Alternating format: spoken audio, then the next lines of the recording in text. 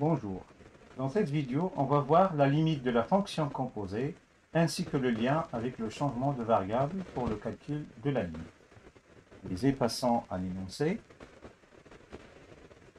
Alors, la limite de la fonction composée. Alors, propriété. Alors, soit f deux fonctions f et g et a et b, c'est des réels éventuellement plus ou moins l'infini. Si la limite de f de x lorsque x tend vers a égale b, et la limite de g de x lorsque x tend vers b égale c, alors la limite de g rang f de x quand x tend vers a, c'est égal à c. Alors, ici, normalement, on cherche à calculer la limite d'une fonction qui s'écrit sous cette forme.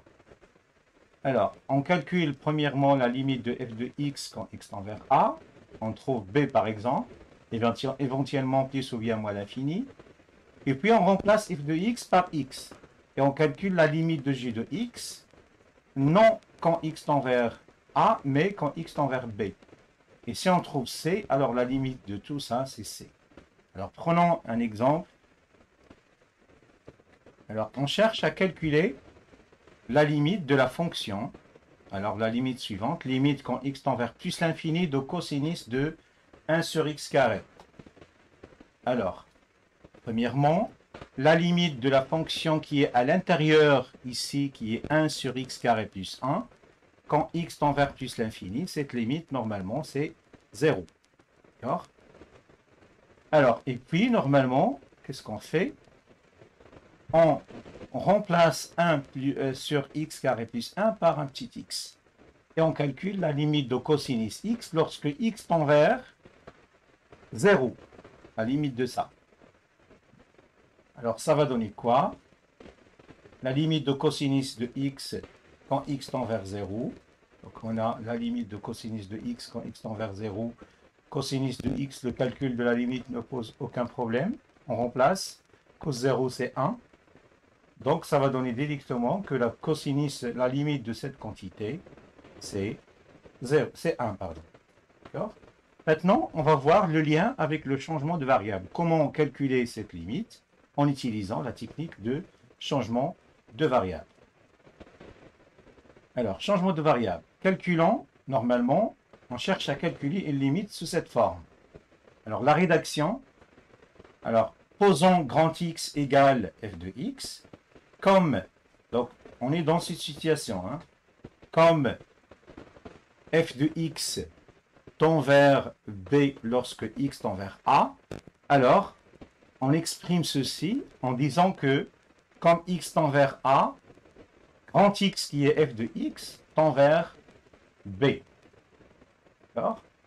Et bien sûr, en remplaçant dans cette limite, alors il faut faire attention ici, alors dans cette limite, on remplace, donc ça normalement c'est la limite qu'on cherche à calculer lorsque x tend vers a.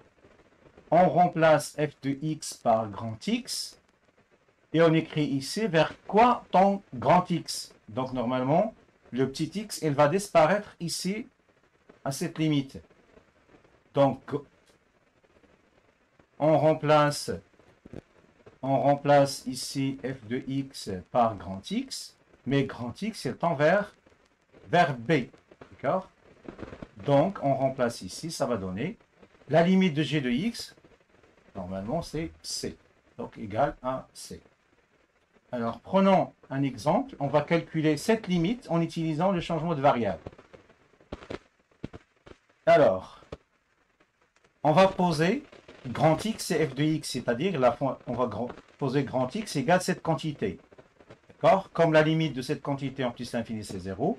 Alors, comme x tend vers plus l'infini, grand X tend vers plus l'infini. Il faut faire attention, quand x tend vers plus l'infini ici, plus l'infini plus 1, c'est plus l'infini. 1 divisé par plus l'infini, c'est 0. Donc, quand petit x tend vers plus l'infini, alors grand X tend vers 0. Et je remplace. Alors, cosinus de 1, cosinus de, c'est cosinus de 1 sur x carré plus 1. Normalement, on est là. On est maintenant ici. Donc, il faut remplacer le petit x par grand X. Le grand X, on a dit qu'elle tend vers 0. Donc, grand X tend vers 0.